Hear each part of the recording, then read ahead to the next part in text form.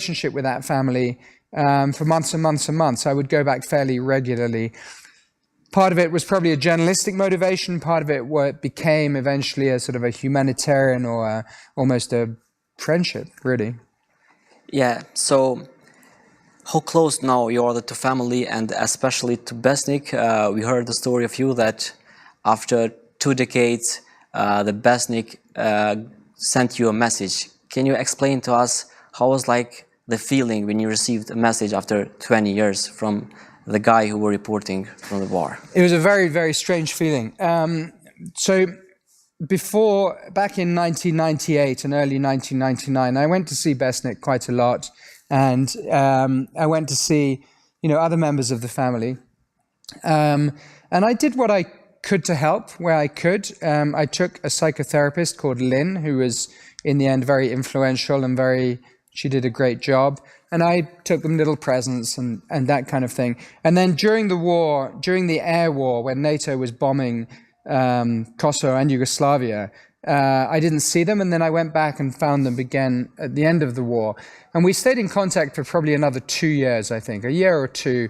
I remember going to a wedding 1 or 2 years after the war, when Besnik would have been around 7 years old. And then we lost contact. In those days, there was no internet, there was none of these social media, so it wasn't unusual to lose contact. And I went off, I covered lots of other wars. I worked in Afghanistan, in Chechnya, in Iraq, in Sierra Leone. I didn't forget about Kosovo, but it wasn't the place that I was working. And then eventually, after, having been doing this job for 15 years, I decided that was enough. My head was a little bit fried. I'd kind of had enough. And so I moved to Canada. And in Canada, I lived completely differently. I lived in the middle of nowhere with a wonderful woman called Këndin. And we built a little business, a tourism business for people who wanted to go into the wilderness and look at the wilderness, look at wild animals, especially bears. And then one day, many, many, many years later, I was sitting at my computer and this thing popped up on the screen and it said, in Albanian, it said, hello, I'm Besnik Deliu, do you remember me? And I was shocked. I remember feeling this great shock. And I sat down, I was thinking, and my wife, Këndin, came in and she said, what is it? What happened? And I explained to her. And she said, you look a little bit worried. And I said, well, I am a little bit worried because I don't know what it's going to be like to meet him again after all this time.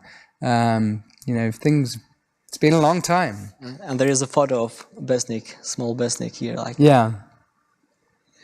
So basically, you are saying that this story touched you a lot. So for a while, you took a break from journalism, right? Yeah, I was involved in 2004.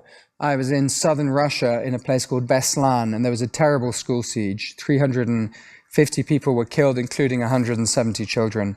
And I was one of very few journalists who got through the security cordon, and we saw this.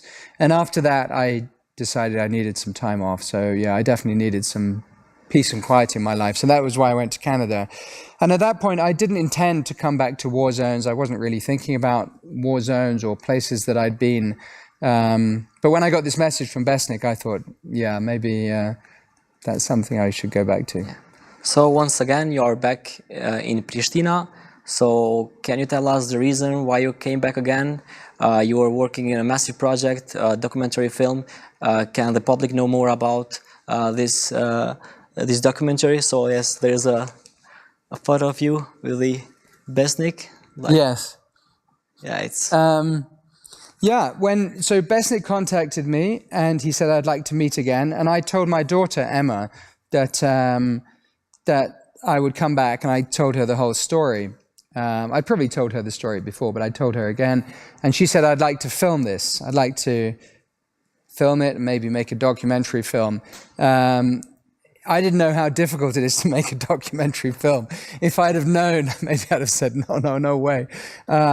But I said, okay. So we started this. So this was 2 years ago now, and it's taken us 2 years to make this film. We came back, we met with Besnik, and we met with Umar, the uncle, and we re-interviewed them. We talked about what had happened at the time and what had happened in their lives since, and how